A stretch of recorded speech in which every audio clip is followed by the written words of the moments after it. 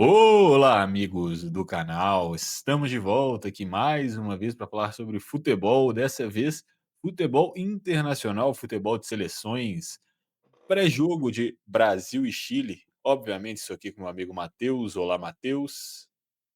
Fala Bruno, fala galera. Mais uma data FIFA. É a última das eliminatórias, né? O Brasil encerra seu ciclo turbulento, dá para dizer dessa forma, para a Copa do Mundo de 2026, pelo menos enfrentando os adversários sul-americanos. Pega agora o Chile no Maracanã, depois vai enfrentar a Bolívia na altitude, com mais de 4.000 metros, mas isso a gente vai falar mais para frente. Hoje vamos focar no primeiro confronto, que é contra a equipe chilena, e novidades, né? Ancelotti com alguns nomes diferentes na convocação, muita expectativa de ver como ele vai escalar o time do Brasil. Então, temos muita coisa para falar, né, Bruno? Com certeza. Já sobre a escalação, aparentemente, ele vai mandar o time que ele vê como titular para esse jogo. Não sei qual é a sua opinião. Eu acho que, por um lado, faz sentido, por outro lado, talvez seria legal também experimentar um pouco, já que o Chile é simplesmente a seleção que o Brasil mais venceu na história das eliminatórias, e é um time que já está eliminado, enquanto o Brasil já está classificado. Então é um jogo que, de verdade, não vale nada. Né? Mas eu entendo ele querer colocar um time titular, porque também os jogadores, querendo ou não, tem pouco entrosamento entre eles, está chegando agora, está implantando o sistema de jogo dele agora e ele quer colocar os caras para saber o que fazer, porque tem poucos jogos até a próxima Copa do Mundo. Mas também, aqui no Brasil, na frente do povo brasileiro, colocar alguns jogadores diferentes, alguns jogadores que jogam no futebol brasileiro também poderia ser algo interessante, mas eu entendo o ponto de vista dele, eu acho que faz bastante sentido também. Ele já fez algumas mudanças na própria convocação, deixando alguns nomes mais conhecidos de fora. Caso de Vinícius Júnior, Rodrigo, que, em tese, se estiverem bem, serão titulares do Brasil na Copa do Mundo. Então ele deve ir com o que ele tem de melhor e eu acho importante para o Brasil, para a autoestima desse grupo, da própria torcida que acompanha a seleção, fazer um grande jogo contra o Chile, encerrando essa participação em território brasileiro nas eliminatórias, conseguiu uma boa vitória com, sei lá, o Rafinha, que fez uma excelente temporada no Barcelona, fazendo uma grande atuação, o João Pedro, que estreou muito bem no Chelsea, fazendo alguns gols, quem sabe. Seria importante para esses jogadores e também para o grupo do Brasil ter uma vitória convincente nessa reta final das eliminatórias. É, eu concordo com você. Você consegue ler aí a escalação pra gente? Já que a gente tá falando Então, bastante, vamos falar jogador por jogador aqui. vamos trazer aqui a escalação do Brasil, a Provável escalação, né? provável escalação, de acordo com o Globo Esporte, que, se tratando de seleção brasileira, eles costumam acertar bastante o que deve ir para campo. No gol, sem surpresa, vai o Alisson e acredito que só não vai estar na Copa do Mundo se machucar. Ele vem sendo o melhor goleiro brasileiro nos últimos anos. E o principal concorrente dele foi para o Galatasaray. Saiu um pouco do principal cenário do futebol europeu. Então, aqui, para mim, sem surpresa. Você quer comentar aqui sobre o Alisson? Não, acho que é o Alisson mesmo. Igual eu falei, o Ederson vive uma fase. Pra mim, o Bento também tá mal, pelo que eu soube lá na Arábia, né?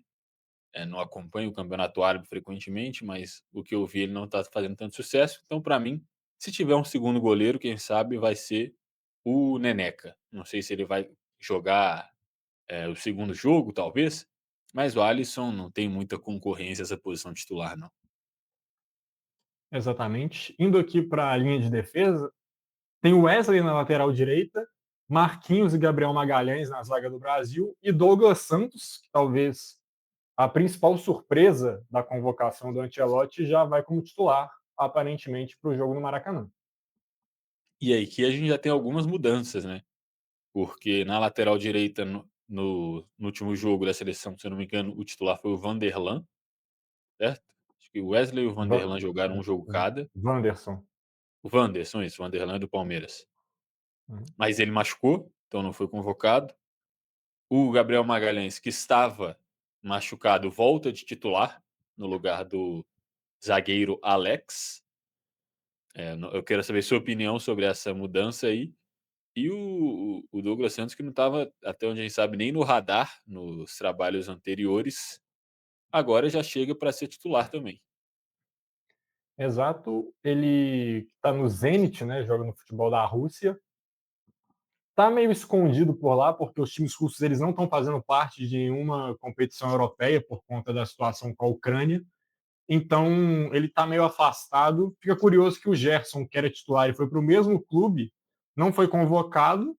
E o Douglas Santos ele pintou como surpresa o lateral que foi titular no jogo contra o Paraguai. Na esquerda foi o Alexandre e na direita foi o Wanderson, para pegar de comparação com o último jogo do Brasil. Alexandre que foi cortado da convocação, então ficou ali uma briga aberta entre dois novos nomes, Douglas Santos e Caio Henrique, e ganhou o lateral do Zenit. Sobre o Alexandro, o zagueiro, o Alex Ribeiro, ele foi muito bem, acho que ele ganhou alguns passos para estar no radar, tanto é que foi convocado de novo, voltou à seleção, mas o Gabriel Magalhães considero um zagueiro melhor que o Alexandro, mesmo ele tendo feito bons jogos. Ele mesmo no caos que era a seleção com o Diniz, com o Dorival, jogava muito bem. O Gabriel Magalhães era uma segurança ali na defesa do Brasil. Faz uma dupla muito forte no Arsenal, então eu entendo ele voltar a ser titular da zaga. Ao lado do Marquinhos, que é esse titular absoluto, às vezes até capitão do time. Não sei se vai ser ele ou o Casimiro dessa vez. E na lateral direita a gente vê uma briga aberta entre o Wesley e Wanderson. Agora ele vai começar com o lateral da Roma, que chegou com tudo, fazendo gol na estreia, gol de vitória. Então tá com moral, o Ancelotti está apostando nisso também, eu imagino. É, eu concordo com o que você falou aí do Gabriel Magalhães. Teoricamente, ele é o titular desse time, né? Estava lesionado na última convocação, por isso não jogou. Então eu entendo até ele entrar como titular, também para o Ancelotti poder ver ele em campo, né, porque ele já viu o Alex Ribeiro, viu que ele fez bons jogos, então ele já sabe: "Ó, esse cara aqui é bom, esse cara aqui teoricamente é melhor, vamos ver". Vai colocar em jogo e o Magalhães, em teoria, também entra um pouco pressionado pelas boas atuações do Alexandro, né, porque se ele for mal, ele sabe que tem um cara ali atrás que está pronto para assumir essa vaga, que tem a confiança do treinador. Então isso também gera uma competitividade ali dentro do elenco que eu acho que é interessante. Exato, caso ele não renda tão bem nesses jogos, pode ser que numa próxima data FIFA ele já seja preterido ao zagueiro do Lille, que se não me engano não foi transferido na janela, continuando no time francês, e que de fato fez dois bons jogos. E que se precisar de arrumar a bandeirinha de escanteio, ele também sabe. Então, é um plus que ele tem em relação ao Gabriel Magalhães. Multifunções. Seguindo aqui para o meio-campo, a gente tem o Casemiro, que nos dois primeiros jogos voltou titular da posição, e acredito que a gente não tem um primeiro volante que conseguiu fazer sombra a ele depois que ele deu uma caída. Tinha até o Fabinho em algum momento, mas ele foi para a Arábia, não está jogando num grande centro, ficou meio afastado. Então, o Casemiro continua como titular, acho que aqui sem surpresas. E também na dupla de volantes, que indica que o Brasil vai jogar com dois no meio campo, é o Bruno Guimarães, que apesar de não render na seleção tudo aquilo que ele joga no Newcastle, ele é um bom jogador e fica essa expectativa dele conseguir encaixar no time do Brasil. E acho que o Ancelotti está apostando nisso. Eu vou conseguir fazer ele jogar. Os outros treinadores não conseguiram, mas convenhamos que nenhum era do nível do Ancelotti. É, o Casemiro, igual você falou, não teve uma renovação na posição dele, talvez nomes como Fabinho, o próprio Douglas Luiz também não conseguiu se firmar muito lá na Itália. É um cara que poderia ser esse novo nome para fazer esse primeiro volante na seleção. O Casemiro, né, não precisa falar muito, excelente jogador, jogador histórico, tem a confiança do treinador desde o tempo de Real Madrid. E o Bruno Guimarães, que já foi muito xingado aqui nesse canal, ele vem de um bom jogo. O último jogo dele pela seleção, foi esse Brasil-Paraguai, se eu não me engano, foi muito bom. Ele conseguiu jogar bem no meio de campo, conseguiu defender bem, principalmente conseguiu atacar bem, parou de só dar aquele espaço para o lado, conseguiu encontrar bolas em profundidade, passe rompendo linha, subir para o ataque, que é como ele joga mais no Newcastle, né? O Newcastle joga bastante nessa transição rápida. Então, o Bruno Guimarães faz muitos passes para o ataque, ele conseguiu fazer isso no último jogo da seleção, por isso ele continua como titular. Vamos ver se ele consegue emendar bons jogos pela seleção. Exato, acho que todo mundo espera, né? Porque quem acompanha ele no Newcastle sabe que ele é muito bom jogador, é ídolo da torcida, é o capitão do time, então talento ele tem. Falta desempenhar um pouco mais com a camisa da seleção brasileira e acho que ele também deu um pouquinho de azar, sem querer tirar toda a responsabilidade dele, que pegou um ciclo de treinadores bem ruim, né? Ele teve o Ramon, depois o Fernando Diniz, o Dorival Júnior, e no final por ele jogar muito bem no Newcastle, ele era sempre titular, seleção muitas vezes desorganizada, então ele acaba que sofria um pouco também pelo contexto que a seleção brasileira vivia, mas a gente torce para que ele volte, que ele consiga, enfim, jogar bem com a camisa da seleção brasileira. E antes da gente passar para o ataque, eu quero fazer uma pergunta aqui. Você jogaria com dois no meio campo ou com três nomes? É, eu vou falar isso quando você falar os nomes do ataque, mas falando um pouco mais sobre o Bruno Guimarães, com certeza a gente torce para ele ir bem, até porque, teoricamente, uma nova sombra para ele acabou de voltar a ser convocada, né, que é o Lucas Paquetá, que era o titular dessa posição na última Copa, que é um excelente jogador, teve toda aquela questão, problemas com a justiça, que ele foi inocentado no caso de manipulação de resultado, de casa de aposta. Então é um cara também que em algum momento eu acho que vai ser testado aí nessa função do Bruno Guimarães. Não sei se o Ancelotti vê ele mais como um segundo volante ou um meio armador, mas o Ancelotti tem gostado bastante dessa formação com 4 atacantes, então sobra para o Paquetá jogar mais recuado no meio de campo. A questão é que o Bruno tem mais poderio defensivo, né, do que o Paquetá, enquanto o Paquetá ofensivamente é melhor, apesar de que o Bruno consegue atacar bem e o Paquetá também defende bem. E só ficar aqui registrado a sua crítica diária ao treinador Fernando Diniz já foi feita nesse vídeo. Seguimos Ex- com 0 vídeos em sequência sem falar mal de Diniz. Exato. Se depender de mim, essa média não vai mudar. Mas você postergou a resposta da minha pergunta, então vou falar aqui a linha dos atacantes. Teremos Rafinha, Estevão, João Pedro e Gabriel Martinelli. Quero saber o que, é que você acha desses nomes. Tá bem entregue? Você mudaria um, colocaria outro, colocaria mais um nome no meu campo e jogaria com três atacantes? O que, é que você? Eu acho que o João Pedro é presença que já era confirmada desde o Mundial de Clubes, depois do que ele fez. É um cara jovem, é um cara que está em boa fase, então ele tem que ser o titular. O Martinelli não vive um bom momento no Arsenal. Chegou muito bem no Arsenal alguns anos atrás, mas eu não sei, eu acho que o modelo de jogo do Arteta também não favorece tanto as características do Martinelli, mas ele não vem jogando bem e ele está sendo titular. Ele foi titular no último jogo também, mas talvez mais por uma falta de um outro nome, porque no último jogo o Vinícius, apesar de ter jogado, o Vinícius jogou como atacante, porque estava sem um centroavante como o João Pedro. Então, talvez com o João Pedro centralizado, o Martinelli seja o cara que perca a vaga nesse time. Então, ele tem que mostrar serviço e no time ele não tem jogado tão bem, lá na Inglaterra. Estevão e Rafinha, eu fico curioso para ver qual que vai ser o posicionamento deles, porque os dois podem jogar pela direita, os dois podem jogar centralizado.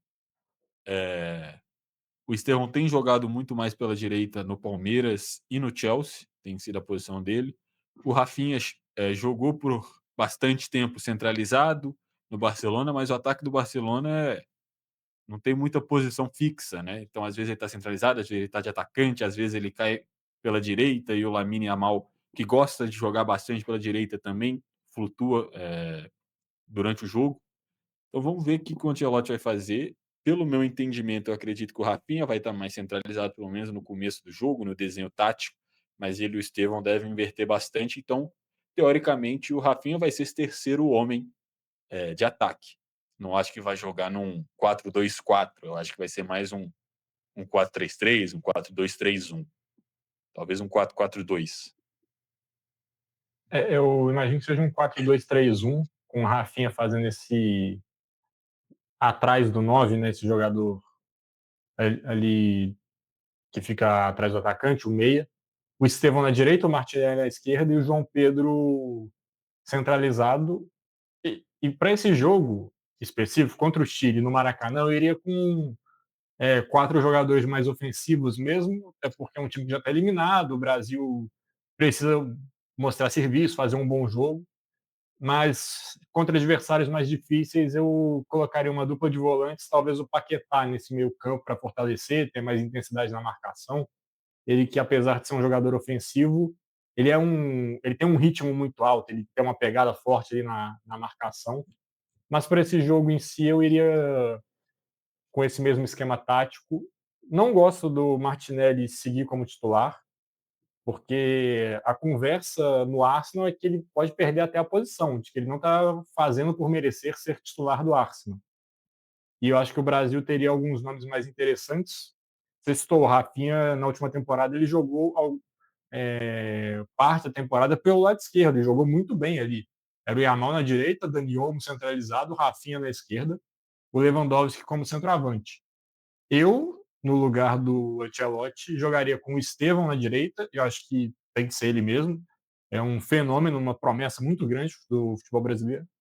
E está criando um entrosamento com o João Pedro, que vai ser um nome de ataque da seleção brasileira, muito provavelmente. Mas eu recuaria um pouquinho o João Pedro, ele que já jogou de 10 ali, como esse jogador atrás do 9. Colocaria o Rafinha na esquerda e usaria o Caio Jorge, centroavante, que vive grande fase no futebol brasileiro. Essa seria a minha linha de frente do Brasil para esse jogo. É, e seria mais um 4-4-2, né. Eu acho que também é uma boa é um bom teste, quem sabe ele faça isso durante o jogo. A questão eu concordo com você que o Martinelli não vive boa fase no Arsenal, mas no último jogo da seleção, pela minha memória, ele não jogou mal. Então o Ancelotti também deve estar levando em conta o jogo contra o Paraguai e o jogo anterior, que agora eu não me recordo contra quem foi. Foi Equador. contra o Equador, que aí foi um jogo ruim de todo mundo. Eh, mas acho que é isso, né. Tem algumas possibilidades no ataque, tem que lembrar que ele também está sem vários jogadores, por exemplo, Matheus Cunha, que foi titular no último jogo contra o Paraguai, não está disponível, Vinícius Júnior ele não levou, o Rodrigo também não está sendo convocado porque não tem jogado, o Endrick está machucado há muito tempo. Então, eu acho que o ataque é a posição é o setor do campo que talvez esteja menos próximo ao que seria o ideal ou ao titular.